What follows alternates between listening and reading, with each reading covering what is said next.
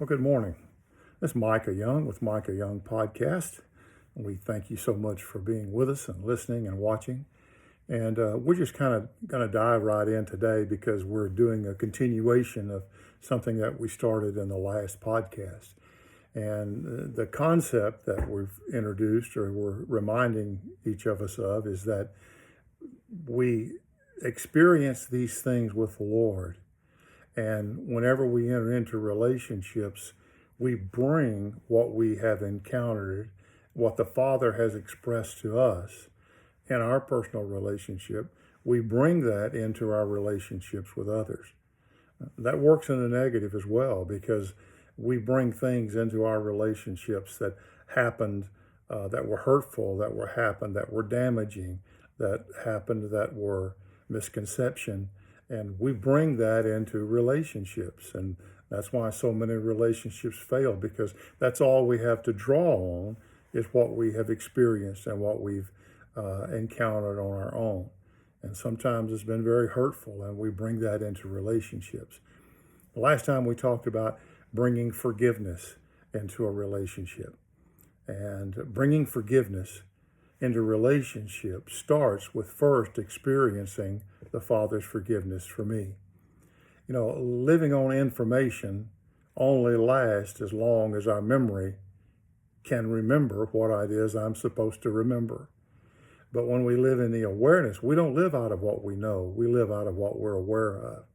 And when we are aware of God's forgiveness for us and how much He's forgiven us of, and how much kindness He has extended towards us, and we live in the awareness of that, then we're able to bring that into relationships instead of the pain and the hurt and the distrust that we bring from our past. And so it's important to understand that experiencing the Father's forgiveness is important, and being aware of that forgiveness is important for us to know how to bring forgiveness into our relationships today. And Ephesians chapter 4, verse 32, we read this last time, not only tells us to forgive, but he tells us how to forgive. He says, verse 32, be kind to one another, tender-hearted, forgiving each other, just as God in Christ also has forgiven you. The Father says, this is how I forgave you. I forgave you in Christ. And I want you to forgive others the same way that I have forgiven you. Now, just picture this for a moment. What if I went into every relationship with the awareness of how and where Father forgave me, and determined in advance to forgive this person no matter what they do, no matter what they say, no matter what they don't do, whether an offense is real or imagined, I am forgiving them in advance. Now think about that. What if I went into every relationship with the awareness of how much God has forgiven me of, and I determine in advance that I'm going to impart that to whoever I'm in relationship with? I'm going to forgive them the same way the Father forgave me. Well, you might say, but I don't know what they're going to do. And truth is, it really doesn't matter, because me forgiving them is not for them. They may never know that I took offense. They may never know that I was wounded. They may never know that I have forgiven them. And that's not the point. They may never even know they sent an offense my way. They just go on about their merry way. Maybe they said something hurtful. Maybe they said something that was very, very painful in our life, and they didn't even know it. And they don't know the offense that we took from that.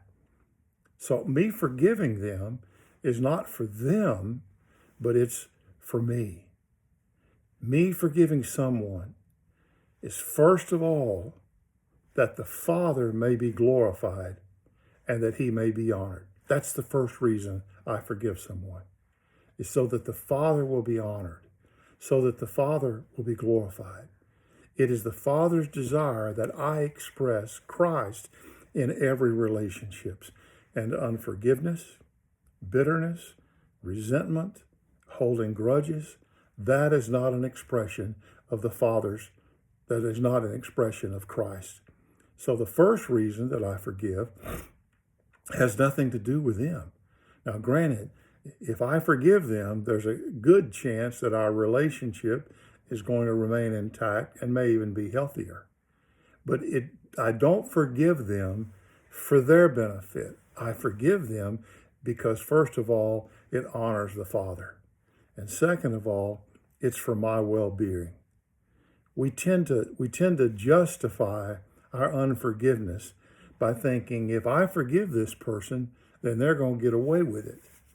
We tend to think that I've got to hold this over them, or justice won't be served, or they have it coming that I don't forgive them. And the truth of the matter is, so many times people don't even know. They don't even know that we are resenting them. They don't even know that we haven't forgiven them. And so that forgiveness is for the glory of the Father, that I can then express Christ. And it is for my well-being that I will be healthy and that I will be able to bring Christ into this relationship. Well, you might say, well, if I just forgive them in advance and every time, won't I become just a doormat? No, not really. But I tell you what you won't become. You won't become a victim. You won't fall into that trap of blaming others for all of your problems and blaming others for your pain and blaming others for your hurt.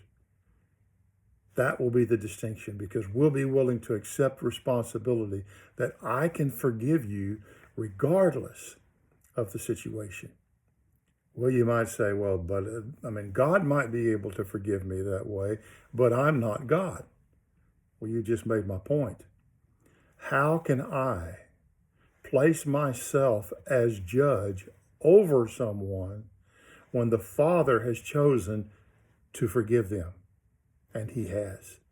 I can't take his place. I can't set myself up as judge whenever the Father has forgiven them.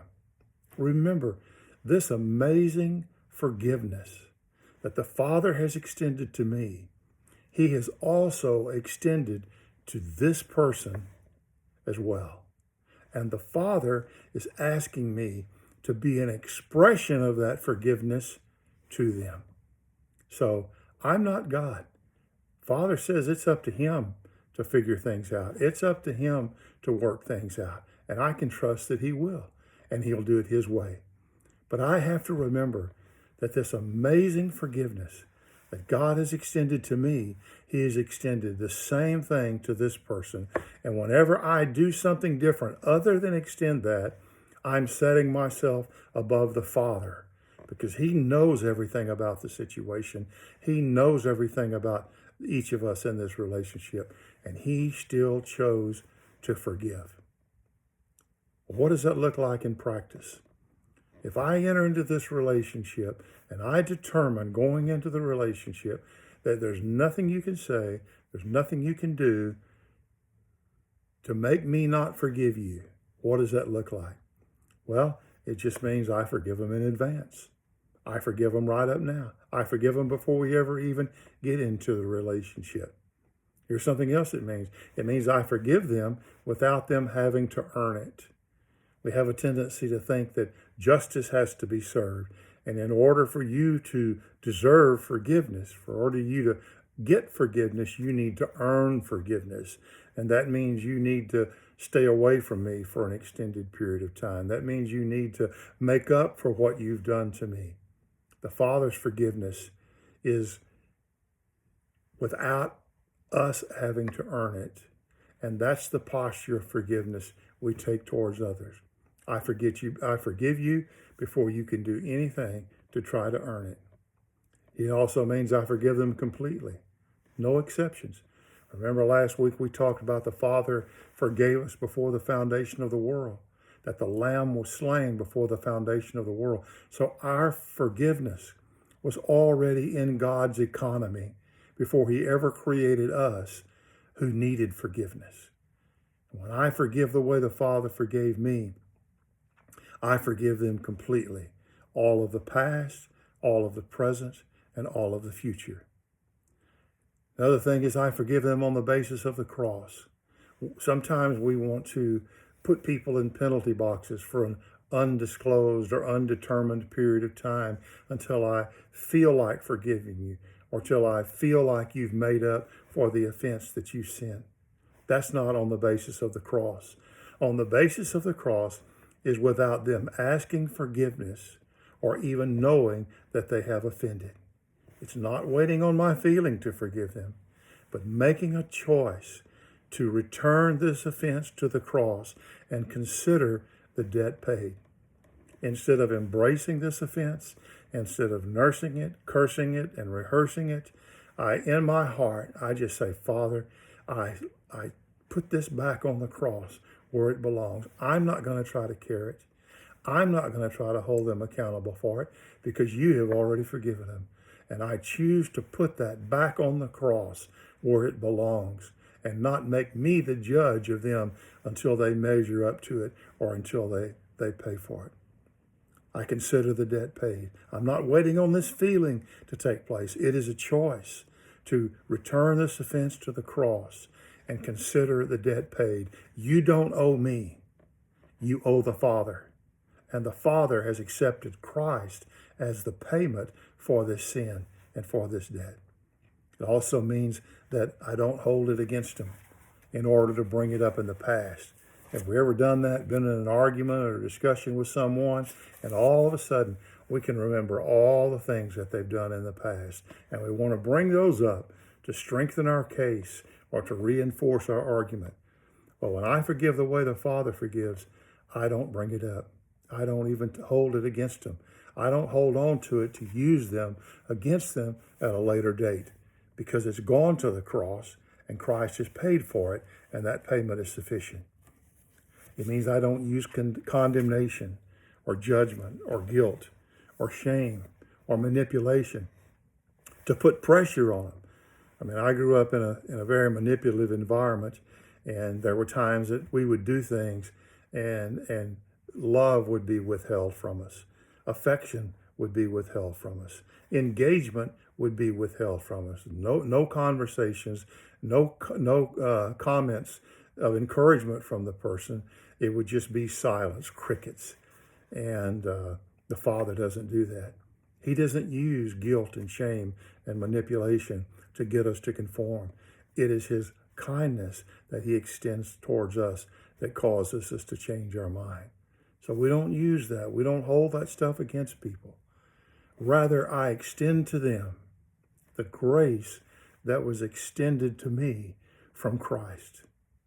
I extend to them the grace that has been extended to me from Christ.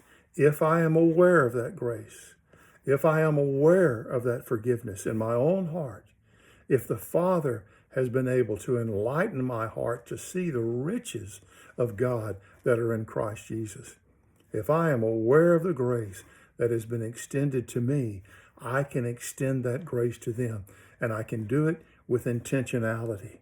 And I'm not talking about making a vow, I'm not talking about making a promise, but I'm talking about determining. I determine in advance that whenever an offense comes, I have already forgiven you that offense. I'm not going to hang on to it. I'm not going to try to use it to get you to change or use it until I think you've made payment for it. I just think about how many marriages this would change. How many of us are harboring things in our heart that our partner has said or things that they have done, and we've not forgiven them. We're holding on to it. In fact, we're going to use it at the proper time and bring it up and remind them of how they've hurt us so many times. This is not a one and done proposition. I don't just determine to do this one time and then that's it. I'm going to need to be reminded that I have forgiven you. It's not, I should forgive you. It's not, and this is important. Jesus told us that offenses will come. And he says, don't be surprised when offenses come. None of us are perfect. Every one of us is flawed. Every one of us is broken. And if I determine in my heart that I'm going to forgive you up front in advance, there will be times I will need to be reminded of that. But it's not a question of, will I forgive this person? The question is, remember, I have already forgiven this person. Oh yeah, that's right. I forgot that for a moment. The temptation was to hold on to that offense and to let it shape my personality and let it taint our relationship. But I remember, I've already forgiven you because the Father's already forgiven you.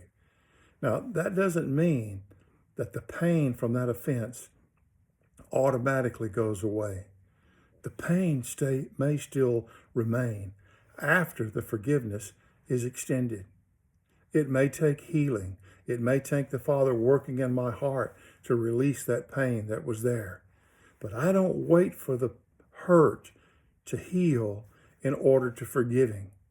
As a matter of fact, forgiving is the first step in facilitating healing. So I don't wait till the pain's gone, and I don't judge whether I have forgiven them or not by whether or not the pain is still there.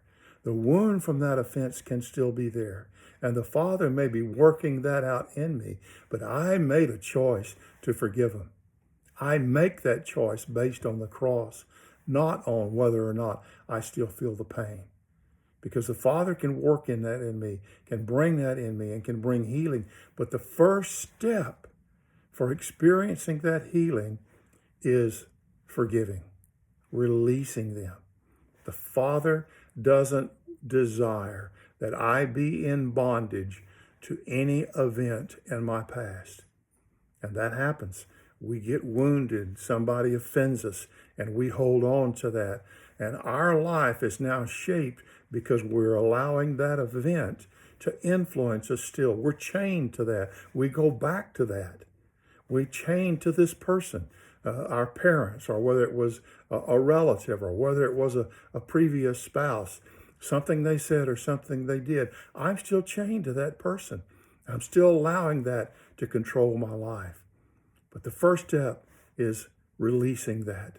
The Father doesn't want us in bondage to those things. And forgiveness is the first step in experiencing healing from those experiences. It's a choice. I want to encourage you to ask the Father, first of all, to ask the Father to reveal his forgiveness to you. Father, show me what your forgiveness looks like. Reveal to me what you have forgiven me of. Reveal to me what you have released me from, that I in turn might forgive others, that I might release others, that I might be an expression that to others. It's then I have a different awareness to draw from. When I am aware of his forgiveness for me, I don't have just these offenses in the past. I don't have just these wounds in the past to draw off from. But I have the awareness of this amazing forgiveness that the Father has extended to me. And when I am aware of that, I can express that. I will express that. And sometimes I'll express it without even knowing I'm expressing it. The Father will reveal that in our heart. And as I'm aware of that, I make choices based on that awareness of forgiveness and not on the hurt and the pain of past offenses in my life. I tell you, we may talk about a lot of these one another's. We did talk about being kind to one another and forgiving one another. I believe that the key to being able to express all of these others starts with the ability to express God's forgiveness. Because if I'm holding this grudge or if I'm holding this resentment, and it's forgiving them is for me. Listen, failing to forgive is like drinking poison and hoping the other person dies. Somehow we want them to pay. And somehow we think that us holding this grudge or withholding forgiveness is going to make them pay. It doesn't make them pay. All it does is eat away at my soul and do damage to my fellowship with the Father and my ability to relate to others. The Father says, that's not my heart for you. I have extended forgiveness to you. I want you to let me to enlighten the eyes of your heart that you may know these things and experience these things. And then you'll be able to extend these to other people. And I know there are some horrible things that have happened to some of us. And we think, how in the world am I ever going to get free of this?